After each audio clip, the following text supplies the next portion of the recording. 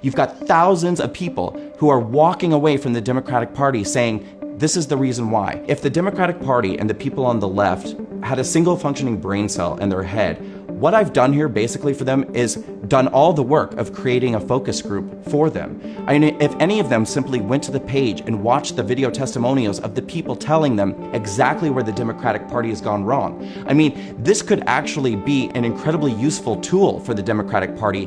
But are they going to take this opportunity? Are they going to use it? No, they're going to close their eyes and close their ears and say, this isn't happening, this isn't happening. Well, it is happening. It's still happening. It's going to continue to happen until you change your party. Hi, my name is Brandon Strock, and I'm the founder of the #WalkAway campaign.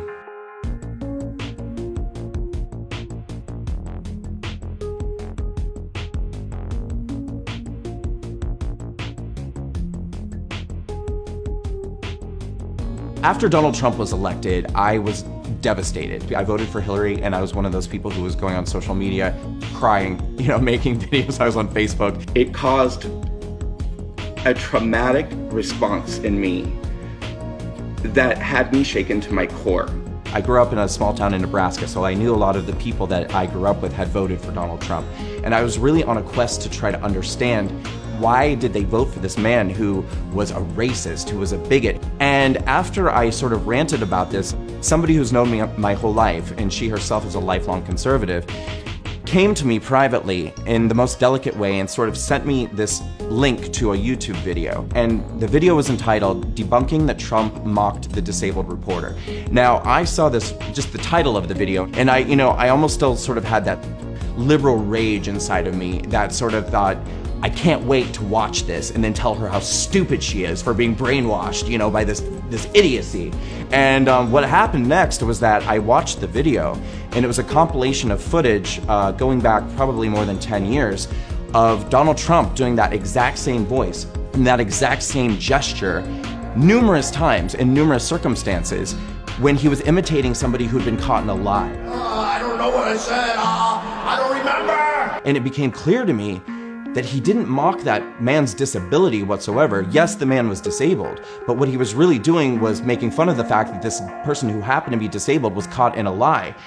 It blew my mind. I even found footage where there were groups of black people who went to Trump's rallies to support him. And when the media got there, they actually framed up the shot to cut the black people out so that it appeared that there were only white people there. So once I found this out, I started to see that I had been incredibly, unkind and judgmental towards all of these people in the country who I thought were horrible people, because the media had made me believe, that these people were terrible people, when in fact it wasn't true.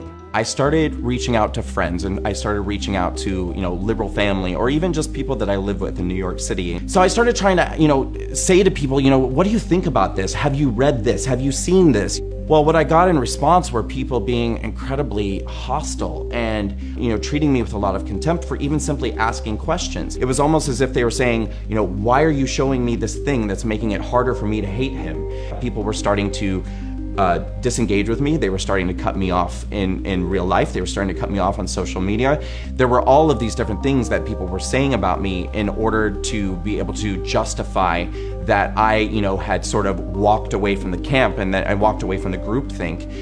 I became a liberal because I am against racism. I'm against, judging people based off of their sexual orientation or their gender. But what I started to see happening more and more all the time were these very same behaviors sort of in the reverse of what is, stereotypical.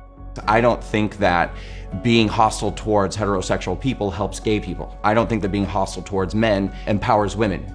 I don't think that, being hostile towards white people empowers black people. I don't think that they realize that they embrace hate. However, they've allowed themselves to feel entitled to this behavior because they think that they themselves are doing something virtuous. The left practices tolerance and practices diversity in the most superficial ways only. They do not practice tolerance or diversity whatsoever when it comes to, individual thought or personal beliefs. If you express an opinion that's outside of what is their ideology, there is no tolerance and there is no diversity. Why do I have to subscribe to a dogma or an ideology that's spoon-fed to me by the left if I'm an empowered, individual and gay man? So I had really reached my boiling point by the beginning of 2018. I thought, I'm going to sit down and write what I call the definitive manifesto of everything that's wrong with liberalism, everything that's wrong with the Democratic Party, and I'm going to shoot a video and I'm going to put it out there. I sat down and I wrote a script, and in the script I ended it by saying, so I'm walking away from the Democratic Party and liberalism, and I encourage all of you to do the same, walk away. Maybe if I open this up and said, maybe other people will draw courage from seeing that I've created this video, and maybe they'll be willing to speak out too. And I thought maybe what I could do is create a video campaign, a testimonial campaign, where other people can create their own videos and tell their own stories, whether it be people on the left who are fed up with toxic liberal ideology and what the Democrats are up to and who are ready to walk away, and also for people on the right who are sick to death of being called racists and bigots. Maybe it's time for the silent majority to become unsilent and to tell their stories. Sit down in front of their cameras and say, look, this is what it really means to be a conservative. These are what my core values really are. And by the way, not only am I not a racist, not only am I not a bigot, but we would love to have black people over here on the right with us. We would love to have gay people over here on the right with us. We are an open and inclusive Republican Party or conservative movement. This is what we want. And when I released the video on Facebook, I created a group page, which is called the #WalkAway campaign group page. And that's where I launched the testimonial campaign. And at this point now we have thousands of testimonials from people on both sides telling their story. I wanted to make a quick video explaining why I walked away. Today I'm gonna share with you my walk away story. We have left the Democratic plantation. We are off the plantation. #WalkAway. I had to walk away from the Democratic Party.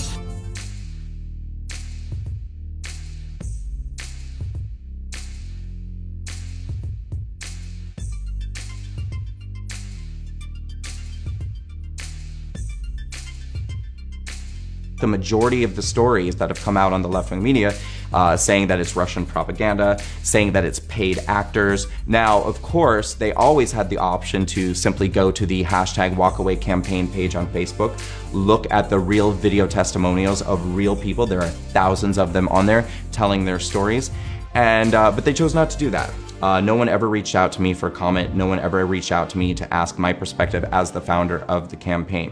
So within the last few months, the #WalkAway campaign has continued to grow and grow. There are a lot of really high-profile people who are very enthusiastic about what we're doing. As Walkaway grows, we're going to need the help of all of those people and the involvement and the support of as many people as possible. So within the last, I want to assemble a really dynamic, incredible team of Walkaway speakers, people who have really amazing stories, and let's get people out on the road. Let's get them in college campuses. The current university educational system, it's so liberally biased. And I'm getting stories all the time from heartbroken parents who are writing to me and saying, I don't recognize my kid anymore. And the socialism lies and the communism lies, all of these things that kids are being taught now in universities, they need to hear an alternative perspective. But one thing I'm incredibly optimistic about is that the #WalkAway campaign has really created an atmosphere and a space where people of varied beliefs are coming together and engaging in civil discourse and engaging in conversation that's respectful and it's polite and treating each other with dignity. The Walkaway campaign is not an ultimate destination. It's not a belief system. And people have sort of remembered what it means to be an American and to celebrate that we have diverse opinions and that we can engage in these different opinions and debates in a way that we respect one another.